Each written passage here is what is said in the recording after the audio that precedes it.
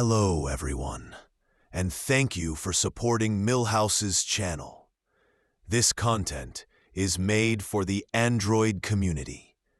Okay, here we go. So today, I'll be talking about OTG cables and how to make one. An OTG cable isn't your average USB cable. I'll start by explaining what's an OTG. An OTG cable allows your Android device to communicate with another Android device through a USB connection. The most common technique to use is called Android Debugging Bridge, or ADB. This form of USB communication can help you fix boot loops and brick devices, finally turning those cup coasters into useful things.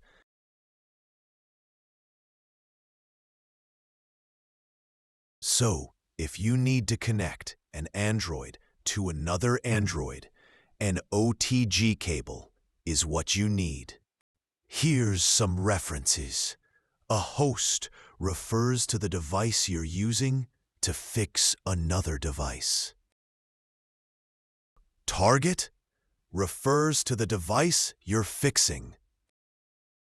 The USB port on your host determines the type of USB OTG cable you need.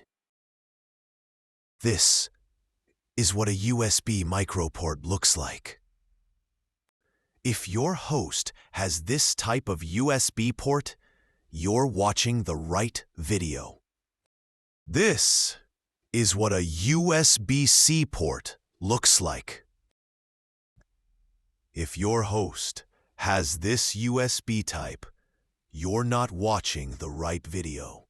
Okay, let's move on to making an OTG cable. You will need either a double-header micro USB cable, like this one, or two separate micro USB heads. Okay, remember, not just any USB cable will do the trick. You'll need USB data cables. To find out, just look inside your cable and check how many wires it has. If you see only 2 wires, it's not a data cable, and it will not work. But if you see 4 wires, you are in and ready. Now that you have the right cable, let's turn it into an OTG.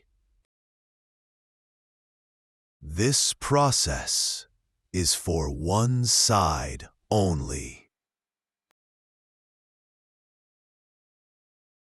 Micro heads sometimes have grooves on top of the teeth. If yours don't, use a small blade to cut them. Only do these 2 specifically. Be sure not to do these. These are the ones you need.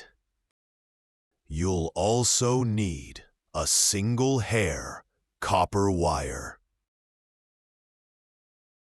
Place the wire in the grooves, connecting one side to the other. That's all there is to it. You got an OTG cable now. If you used a double header, you can move on to testing it now. If you're putting 2 USB cables together, connect the wires, matching the colors. Red to red and black to black. color for data wires sometimes vary. Connect them as best according to color. Make sure to secure your connections properly. If your target isn't a USB micro, but instead a USB-C, add a USB micro to USB-C adapter to the target side of the cable. If you don't have an adapter, you will need a USB-C data cable. Same as the USB micro, it will need 4 wires inside. USB-C cables sometimes have 5 wires. Don't worry, leave the 5th wire unconnected. Connect your wires according to color. Secure them properly. Then proceed to testing. To test your OTG cable, connect the head with the wire to your host, then the other end to your target. If your target begins to charge up, then you were successful. If it doesn't, then something is wrong. Well, sometimes things don't always work like we wish.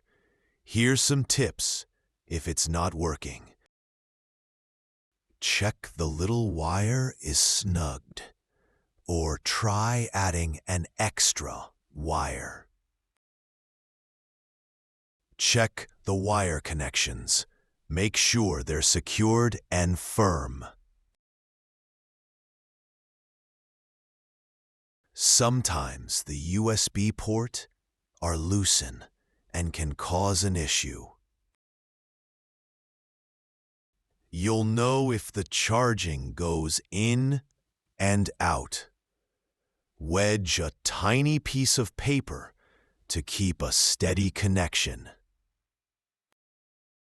Or, if your USB port is damaged, I'm sorry, but you'll need a whole different video for that. That's all I have for you today. I hope this helps you. Thank you for watching and supporting.